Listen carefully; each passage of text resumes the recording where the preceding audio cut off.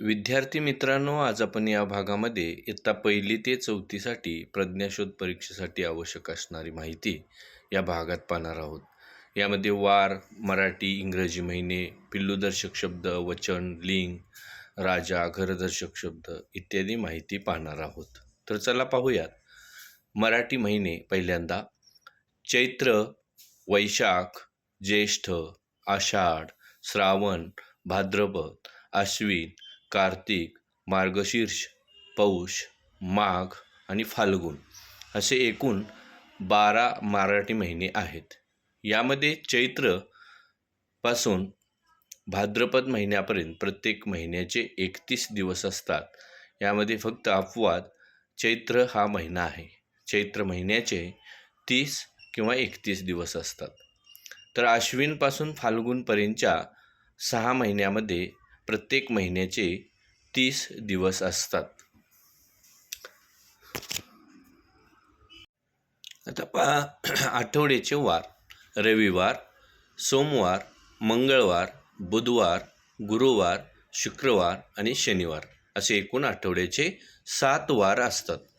इंग्रजी महिने हे 12 महिने असतात.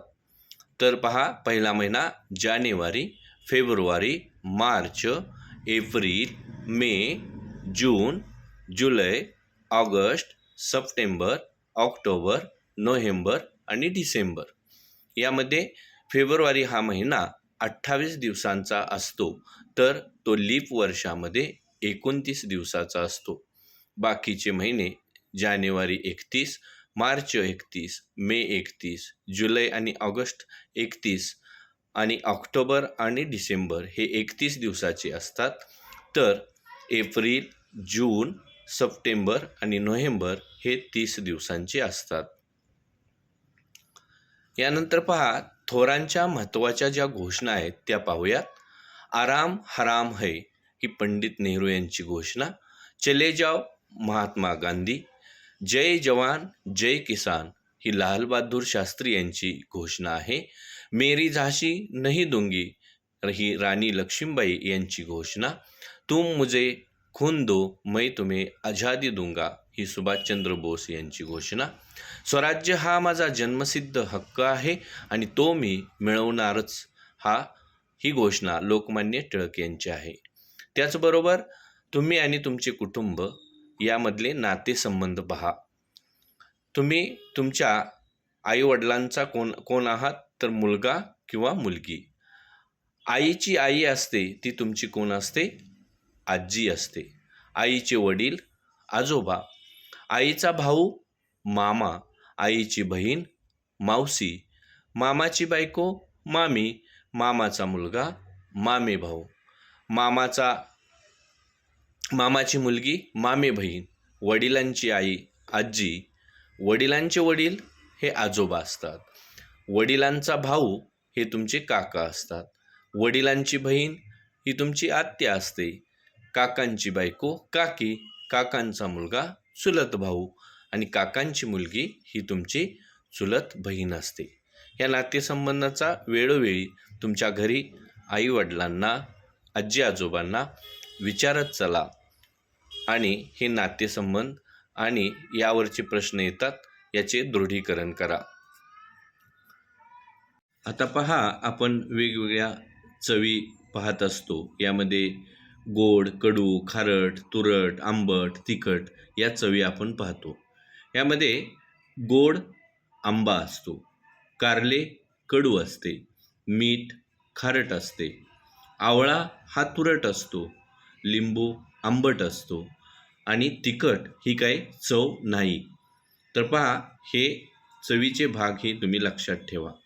आता पाहूया थोर व्यक्ती आणि त्यांच्या पदव्या. बाळ गंगाधर टिळक यांना लोकमान्य ही पदवी होती. मोहनदास करमचंद गांधी यांना राष्ट्रपिता ही पदवी होती. वल्लभभाई पटेल यांना सरदार ही पदवी होती. सुभाषचंद्र बोस यांना नेताजी. ज्योतिबा फुले यांना महात्मा. विनायक दामोदर सावरकर यांना स्वातंत्र्यवीर. जवाहरलाल नेहरू यांना पंडित. पांडुरंग सदाशिव साने यांना साने गुरुजी अशा या पदव्या होत्या. आता पाहूयात भाषाविषयक सामान्य ज्ञान. आपले राष्ट्रीय फूल कमळ, राष्ट्रीय प्राणी वाघ, राष्ट्रीय पक्षी मोर, राष्ट्रीय चलन रुपया, राष्ट्रीय ध्वज तिरंगा, आपले राष्ट्रगीत जनगण मन, राष्ट्रीय गीत वंदे मातरम. आता फुलांचा राजा गुलाब, फळांचा राजा आंबा, प्राण्यांचा राजा सिंह, पक्ष्यांचा राजा गरुड आणि ऋतूंचा राजा वसंत. तर हे पहा, आपल्या भाषाविषयक सामान्य ज्ञानाचे विविध भाग आहेत.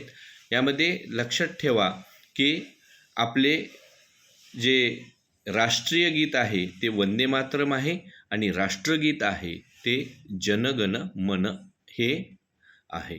राष्ट्रगीत आणि राष्ट्रीय गीत यामधला फरक लक्षात घ्या. आता पाहूयात एक वचन आणि अनेक वचन. बघा, मासा हे एक वचन, मासे अनेक वचन, ससा ससे, घोडा घोडे, झाड झाडे, घर घरे, पंती पंत्या, होडी होड्या, पिशवी पिशव्या, पोते पोती, पाते पाती, जाते जाती.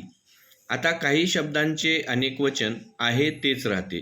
उदाहरणार्थ शाळा शाळा, बैल बैल, पोपट पोपट, कागद कागद, खडू खडू, मणी मणी, केस केस. आता पाहूयात लिंग. मुलगा हे पुल्लिंगी आहे तर मुलगी स्त्रीलिंगी. मुलगा मुलगी, भाऊ बहीण, राजा राणी, पुत्र कन्या, शिक्षक शिक्षिका, सासरा सासू, जाऊ दीर, मामा मामी, काका काकू, लेखक लेखिका, बैल गाय, पती पत्नी, वाघ वाघीण, माळी माळीण, सुतार सुतारीण, मोर लांडोर, उंट सांडणी, वडील आई, मित्र मैत्रीण, बोका मांजर. आता पहा घरदर्शक शब्द म्हणजे कोण कोणत्या घरात राहते, त्या घराचे नाव काय.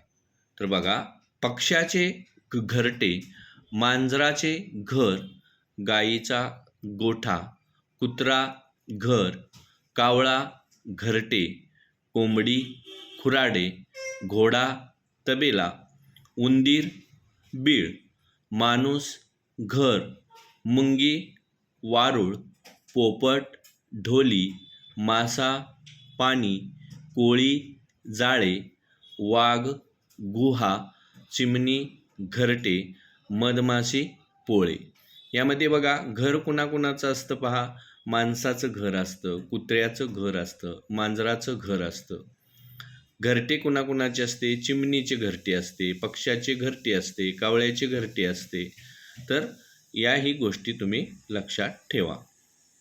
आता पहा ध्वनीदर्शक शब्द म्हणजे पक्षी प्राणी कोणकोणते आणि कसे आवाज काढतात, त्याला काय म्हणतात, हे आपण या भागात पाहणार आहोत. तर पहा, मांजराचे म्याव म्याव, कावळ्याचे काव काव, कुत्र्याचे ओरडणे जे असते त्याला काय म्हणतो आपण भुंकणे, म्हैशीचे रेकणे, वाघाची डरकाळी, चिमणीची चिवचिव, गाढवाचे खिंकाळणे, हत्तीचे चित्कारणे, कबुतराचे घुमणे, सापाचे फुत्कारणे, कोकिळेचे कुहू, मोरांचा केकारव आणि बेडकाचे डराव डराव. यामध्ये पहा, सापाचे जे आहे ते फुत्कारणे असते आणि हत्तीचे जे असते ते चित्कारणे असते. चित्कारणे आणि फुत्कारणे फरक लक्षात घ्या. आता पहा पिल्लू दर्शक शब्द. कुणाच्या पिल्लाला काय म्हणतात. तर पहा, माणसाचं जे पिल्लू असतं त्याला आपण बाळ म्हणतो. मांजराचे जे असते त्याला पिल्लू म्हणतो. पक्ष्याचे पिल्लू. मेंढीचे जे बाळ असते त्याला काय म्हणतो आपण? कोकरू. घोड्याचे शिंगरू. म्हैशीचे रेडकू. कोंबडीचे पिल्लू. शेळीचे करडू. गाईचे वासरू. कुत्र्याचे पिल्लू. गाढवाचे शिंगरू. हरणाचे काय असते? पाडस किंवा शावक. सिंहाचा असतो तो छावा आणि वाघाचा असतो तो बछडा. म्हणजे सिंहाच्या पिल्ल्याला छावा म्हणतात आणि वाघाच्या पिल्लाला बछडा म्हणतात. हे सर्व लक्षात ठेवा. पिल्लू कोणाकोणाचे असते? मांजराचे पिल्लू असते, पक्ष्याचे पिल्लू असते, कोंबडीचे पिल्लू असते, कुत्र्याचे पिल्लू असते. या गोष्टी सगळ्या लक्षात ठेवायचे तुम्ही. आता समूहदर्शक शब्द. तर बघा, जो कडवा असतो आपला तो एकत्र केला की त्याला काय म्हणतात? आपण त्या कडव्याच्या याला पेंडी म्हणतो. एक वाहन आहे आणि अशी अनेक वाहने एकत्र आली तर तो काय असतो? त्यांचा वाहनांचा ताफा असतो. एक पुस्तक असेल तर त्याला एकच पुस्तक आपण म्हणतो, पण एकत्र पुस्तकांचा भाग असेल तर त्याला आपण संच म्हणतो, पुस्तकांचा संच. तर असे आपण समूहदर्शक शब्द पाहूया.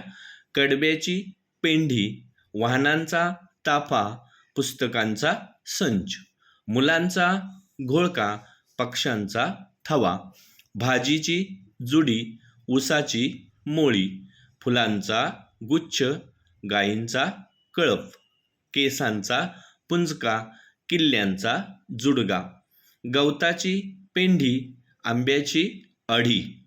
लाकडाची मोळी आणि धान्याची रास तर चपात्यांची चव.